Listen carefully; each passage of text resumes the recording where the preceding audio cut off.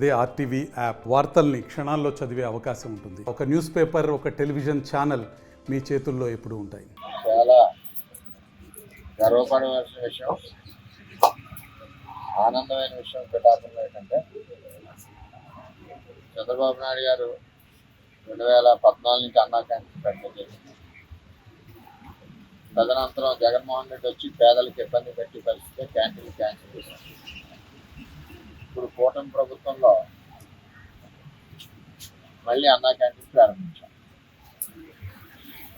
మా పిఠాపురానికి చెందిన వైశ్యాసు వెంకట సుబ్బారావు గారు రిటైర్డ్ బ్యాంక్ మేనేజర్, వారి సతీమణి చెక్క నాగ సీతామణి గారు, మరి అమ్మగారి యొక్క జన్మదినం ఈరోజు.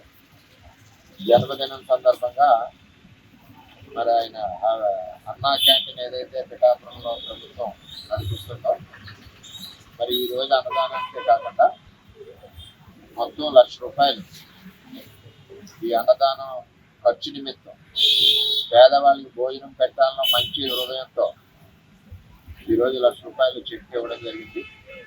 ఈ చెక్ నేను మున్సిపల్ కమిషనర్ గారికి హ్యాండ్ ఓవర్ చేసి అన్నా క్యాంటీన్ అకౌంట్లో ఈ చెక్ వేయిస్తామని చెప్పి తెలియజేస్తాను.